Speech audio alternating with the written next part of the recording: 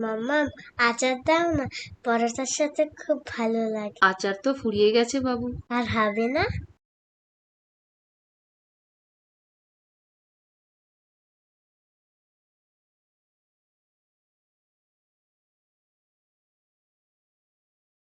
বাহ, খুব ভালো হয়েছে তো, একেবারে ডিম্মার মতো। ভালো হয়েছে তবু ভালো, যা যুদ্ধ করে বানানো হলো। জানতে চাও কি কি করে বানালাম মায়ের রেসিপির আমের মশলা আচার? কী ছিল সেই সমস্যা যা বাধা হয়ে দাঁড়িয়েছিল আচার করার সময়? চলো শুনি। মেয়ে বায়না করলো, দিম্মার আচার যখন ফুরিয়ে গেছে তখন আবার বানাও না মা। মেয়ের জেদ আর আমারও হাতে করে মায়ের মশলা আচার বানানোর প্রবল ইচ্ছার মর্যাদা দিতে বেরিয়ে পড়লাম। আমি জিনিয়া, বং অ্যান্ড বেলির আরেকটি নতুন গল্পে তোমাদের স্বাগত। আমি আর মেয়ে বাজারের ব্যাগ নিয়ে পাশেই একটা নির্ভরযোগ্য ডিপার্টমেন্টাল শপ রয়্যাল ফ্রেশমার্ট আছে, সেখানে গেলাম। এখান থেকেই আমরা আমাদের নিত্য প্রয়োজনীয় জিনিস নিয়ে থাকি। এখন গরমকাল পেরিয়ে বর্ষাকাল পড়ে গেছে, এখন কি আর সেই কাঁচা আম পাওয়া যায়? কিন্তু আমাদের এখানে বছরের বেশ অনেকটা সময় ধরেই তোতাপুরি র ম্যাঙ্গো পাওয়া যায়, তাই বেছে বেছে নিয়ে এলাম কিনে। বাড়িতে এসে আমগুলো ভালো করে ধুয়ে নিলাম আর পরিষ্কার কাপড় দিয়ে মুছেও নিলাম। আমি বড় বড় 3টে আম নিয়েই শুরু করলাম, দরকার লাগলে পরে আবার আম কেটে মিলিয়ে দেওয়া যাবে। মনের মধ্যে রয়েছে অনিশ্চয়তা, আবার আনন্দও ভরপুর। বুকে উদ্দাম নিয়ে আম কাটা শুরু করলাম, খোসা সমেত ছোট ছোট করে কেটে নিতে থাকলাম। কাটতে কাটতে মনে পড়ছিল ছেলেবেলায় আমের কুশি নিয়ে খেলার কথা। আসলে গ্রীষ্মকালে যখন কালবৈশাখীর ঝড়ে আম পড়ে যেত, সেগুলো হতো ছোট ছোট আম, তা দিয়ে কিন্তু আচার হতো না, সেই আমের কুশি থাকতো, তা দিয়ে হতো আমের টক। এরপর আরও গরম পড়লে আম একটু বড় হয়ে পুষ্ট হলে সেই আমের আঁটি তৈরি হয়ে যেত। সেই আম শ্বাসযুক্ত ও শাঁসালোও হতো, আর সেই আমের আচার মা করত। আম তো কাটা হলো, কিন্তু এবার একটা পরিষ্কার সাদা কাপড়ে একটা থালার উপরে আমের টুকরোগুলো সাজিয়ে ছড়িয়ে দিয়ে রোদ্দুরে দিতে হবে। কিন্তু রোদ, তাকে পাবো কোথায় এখন? আকাশ তো মেঘে ঘন ঘটা। ছাদে উঠে গিয়ে দেখলাম আকাশের অন্য রূপ। আষাঢ়ের শেষ কদিন বাদেও শ্রাবণ শুরু হবে। কালো কালো মেঘেদের দল যেন আমার দিকে তাকিয়ে তাকিয়ে হাসছে আর বলছে কি, আচার করার জন্য আম রোদ্দুরে দিতে এসেছো, দিই ভিজিয়ে দেখবে কেমন মজা। মনটা খারাপ করে মেঘেদের চোখরাঙানি দেখেও রেখে এলাম ছাতে আম।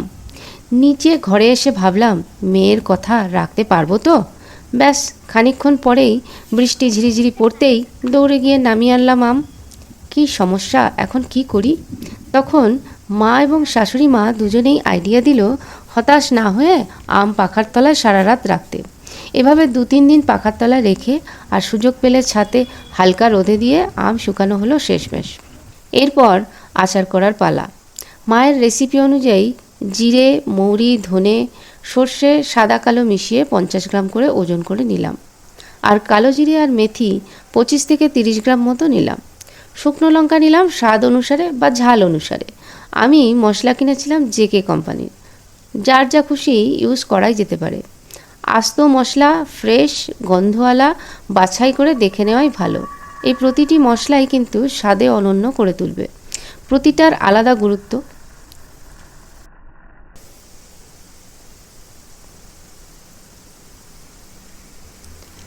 হালকা করে শুকনো প্যানে ভেজে নিলাম একে একে জিরে, ধনে, মৌরি, সর্ষে, শুকনো লঙ্কা, মেথি আর কালো জিরে নয়।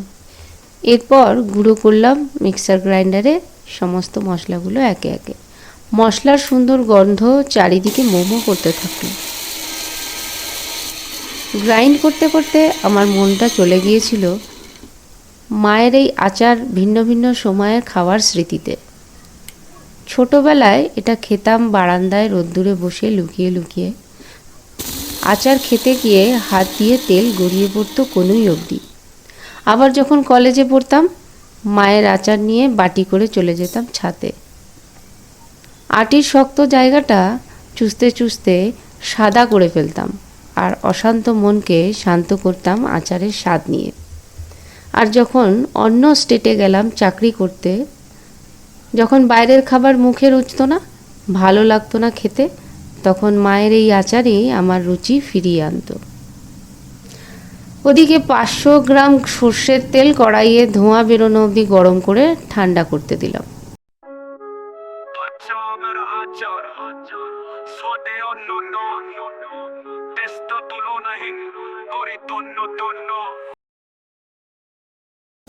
এরপর একটা বড় জায়গায় কুচি করা আমের টুকরো আর মশলা গুঁড়ো ভালো করে মেশাতে থাকলাম।